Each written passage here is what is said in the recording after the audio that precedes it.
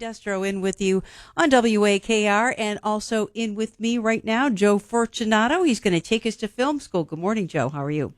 Good morning, Gene. How are you? I'm fine, thank you. So I hear that you want to talk about one of my favorite movies. What did you got for us this morning?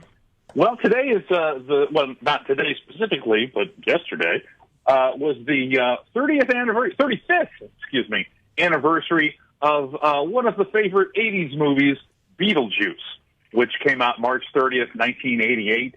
It was directed by Tim Burton, stars Alec Baldwin, Gina Davis, Winona Ryder, and, of course, in the title character, Michael Keaton. It did win one Oscar for Best Makeup, and it was the 10th highest-grossing film of 1988.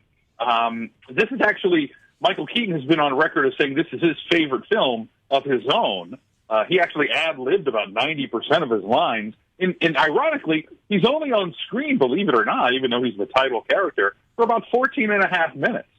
Now, kind of ironically, on the flip side of that, Alec Baldwin has sort of gone on record as disliking the film, and mostly because he was unhappy with his performance, not so much the film itself.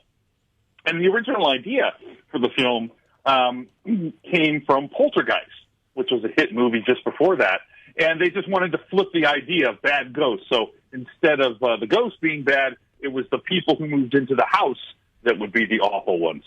I just love this movie. I have seen it, I don't know, I've probably seen this movie 10 times. It's one of my favorite movies of all time. I just love it. You know, I love Winona Ryder. I love Gina Davis. And I'm surprised that Alec Baldwin didn't like his character in it, because I thought he did a really good job. I enjoyed it. I do too. I mean, and I think, actors and just people in general kind of tend to be critical. I mean, how many times, do people hear their voice, maybe not you as a professional, but, a recording, go, oh, that's how I sound. But anyway, it is interesting, though, because you never know what the public's going to find, inspiring or amusing or whatever. Tim Burton, the director, feared that the iconic Deo sequence where they all dance to the calypso around the table, he didn't think that was going to go over well. He didn't think it was very funny. And, of course, audience loved it, and it's one of the most iconic, scenes in the film. Oh, yeah. The visual effects for this budget was only about $1 million, which is pretty low, and that was sort of a major factor in Tim Burton deciding to make the effects actually look tacky and B-movie as possible, which I think adds to the charm of the film. Now, kind of an interesting bit of trivia, this was actually the first film, or the first DVD that was sent out by Netflix in 1998. So really? Beetlejuice kind of started it all when it came for Netflix. And, we often talk about casting, and I find this fascinating. Tim Burton originally wanted Sammy Davis Jr., which was a favorite star of his, to play the role of Beetlejuice. But the studio executives didn't like that idea at all. And it actually took Tim Burton a while to convince some of the cast members to sign, because they all thought the script was just too weird. Gina Davis was the only member who would commit to the project, and then Michael Keaton, Winona Ryder, Catherine O'Hara, they all said no at least once before sort of coming on board. Yeah. So, but all of those actors have had really great careers since then, although Alec Baldwin is in quite a bit of trouble right now because of the debacle on the Rust set. What's been going on, as far as you know, with Gina Davis and Winona Ryder since then? Well, Winona Ryder was in Stranger Things, and that was kind of a big hit for her. And I'm not really sure what Gina Davis has been up to. She was doing some television there for a while. Talking about casting, it's always fun to speculate what might have been. And Kirstie Alley was actually the first choice for that role of Barbara in the film.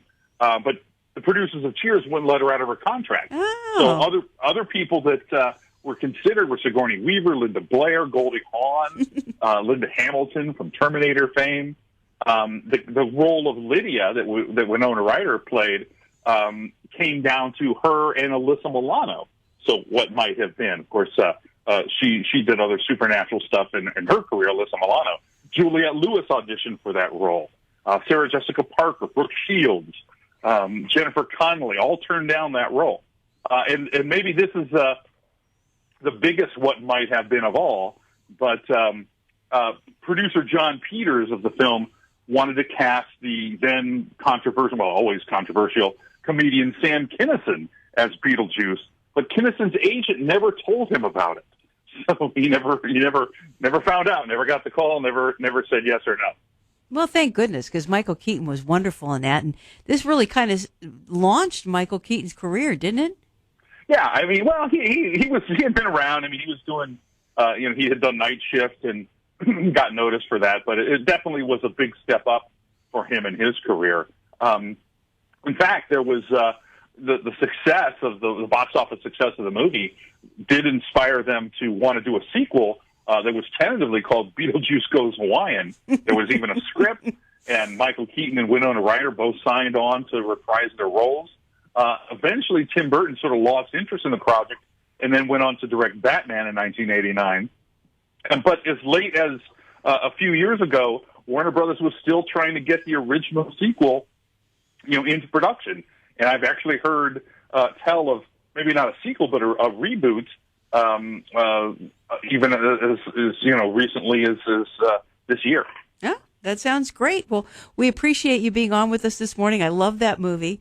Now I'll have to go rent it and watch it again because I just absolutely loved it. So thank you for being on with us. Again, Joe Fortunato with Film School. We do it every Friday around this time.